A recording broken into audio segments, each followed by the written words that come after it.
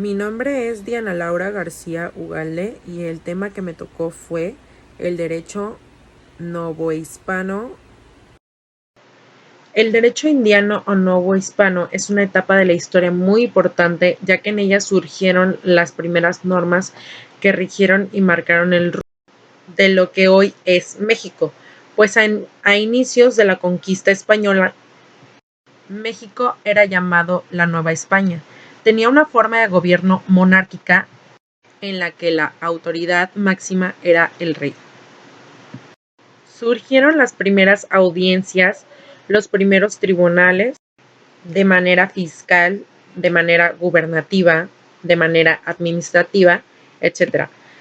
La esclavitud ya no era vista como en la colonia.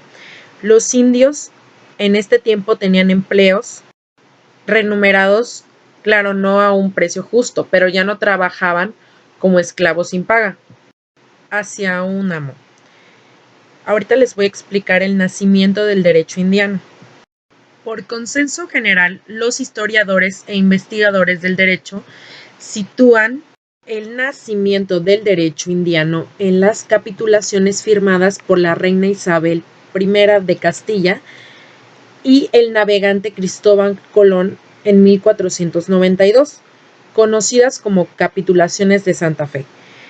Puede parecernos en primer momento que esto no es posible, en razón de que aún no se había descubierto América, o que no había la seguridad del descubrimiento de una nueva ruta hacia el oriente.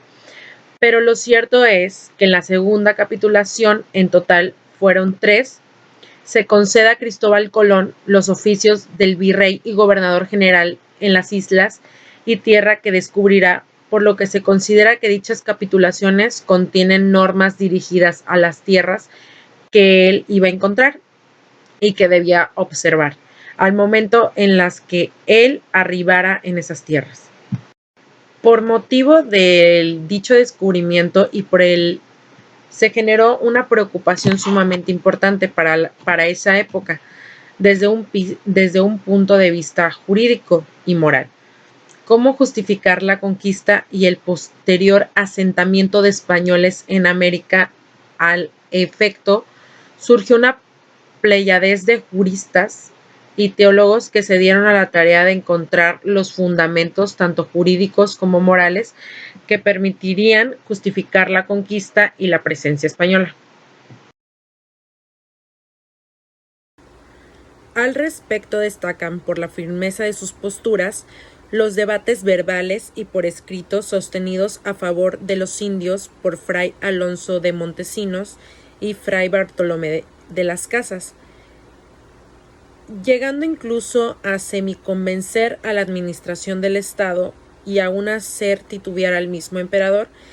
Sin embargo, la parcialidad con la que defendió los derechos de los indios en lo que restó eficacia práctica a sus argumentos, incluso al ir más allá, dado que en su punto de vista no era solo defender incondicionalmente a los naturales americanos, sino el que era de enfrentar el sistema medieval elaborado bajo las bases del derecho común y que como sistema era incapaz de continuar regulando la vida en el Nuevo Mundo y sustituirlo por el ius naturalismo humano y cristiano, que permitiera superar las deficiencias que en la práctica presentara el viejo sistema para justificar la conquista y el empoderamiento de las tierras descubiertas.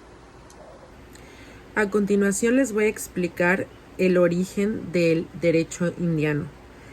Se entiende por derecho indiano el elaborado en España para regular a indios occidentales, o sea, América, y específicamente alrededor de los dos reinos, el de Nueva España y el Reino de Perú.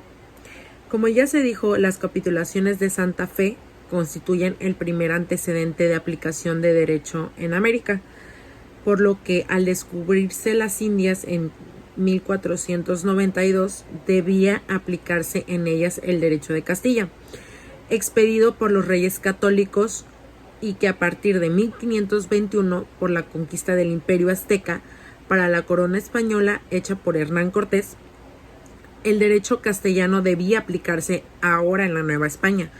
Reales provisiones y reales cédulas y las leyes generales, como la de los Burgos, que fue de 1511 a 1513, fueron disposiciones expedidas específicamente para el mundo americano. El Consejo de Indias tiene también un origen castellano, ya que incluso en un principio era solo una sala de Consejo de Castilla. En 1530 el emperador Carlos V decidió que se aplicara en las Indias la legislación de Castilla, tal como lo establecían las leyes de Toro, que eran de 1505. Disposición esta que fue ratificada por Felipe II y por Felipe IV en la recopilación de leyes de los reinos de las Indias, libro 1 y título 1, ley 2, lo cual estaba justificado por considerarse que se trataba de una conquista, derivada de la guerra a los indígenas americanos. No obstante todo lo anterior, el derecho indiano no está inspirado en el derecho castellano, entendido como el derecho de las comunidades al afecto. Es necesario tener en cuenta el marco histórico-político que hubo en esa época. Carlos I, primer monarca español de la Casa de Austria, hijo de Felipe el Hermoso. Carlos I, el primer monarca español de la Casa de Austria, hijo de Felipe y de Juana, vivía en Flandes y a su mayoría de edad en 1517 se traslada a España y es reconocido por las Cortes como el rey de Castilla, por la incapacidad mental de su madre. En 1520 marcha a Alemania para asumir la corona de ese lugar, con lo cual estalla lo que se conoce como la Guerra de las Comunidades, conflicto de orden sociopolítico surgido en el Reino de Castilla y cuyos orígenes son los desajustes que se siguen a la muerte de los reyes católicos y que tiene que ver con el resquebrajamiento de la estructura política formada por ellos durante su reinado. El derecho castellano de la época, como se advierte, se caracteriza entonces por una trayectoria cambiante entre derecho local y derecho nacional y real. Se habla de las leyes del rey contra las leyes del reino, el absolutismo contra el pactismo, para al final triunfar el derecho de la monarquía española. Así como se aprecia el origen del derecho indiano, se encuentra tanto en las disposiciones reales expedidas para su aplicación en las tierras americanas como en las costumbres indígenas que no fueran contrarias a la religión católica ni a las disposiciones reales. ¿Cómo se conformó el derecho indiano? La recopilación de las leyes de Indias de 1680 estableció el orden de la prelación del derecho aplicable a las Indias. Así, el derecho indiano se conformó de normas civiles y canónicas especialmente creadas para las Indias, formándose el derecho propiamente indiano. ¿Cuáles son las instituciones jurídicas del derecho indiano?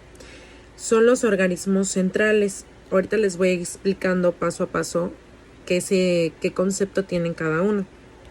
El rey de España, que es el más importante, es el monarca, es el soberano de un reino, el jefe de estado de un país, y pues él toma absolutamente todas las decisiones.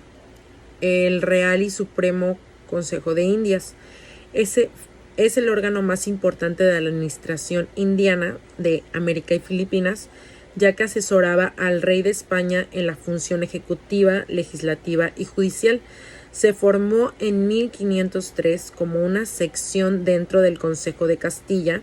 Para más, en 1524 pasa a conformar como una entidad propia. Los miembros del Consejo de Indianas eran designados por el rey.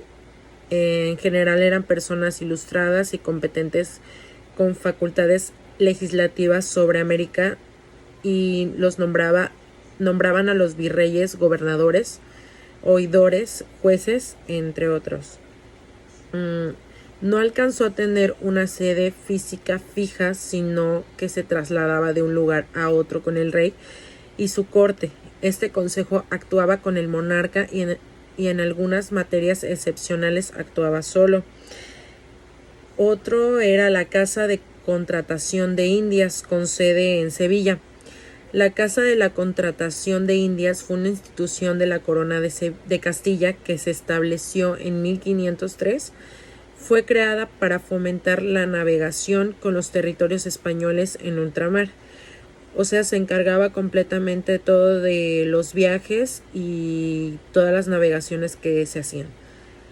La Junta de Guerra son la organización y el funcionamiento del gobierno, la justicia y la guerra. La Cámara de Indias fue el órgano más importante de la administración indiana, América y las Filipinas, ya que asesoraba al rey de España en la función ejecutiva. La Secretaría de Indias era un secretario de Perú y el otro era secretario de Nueva España. Eran los oficiales secretarios que se tenían y trabajaban todo el manejo de papeles.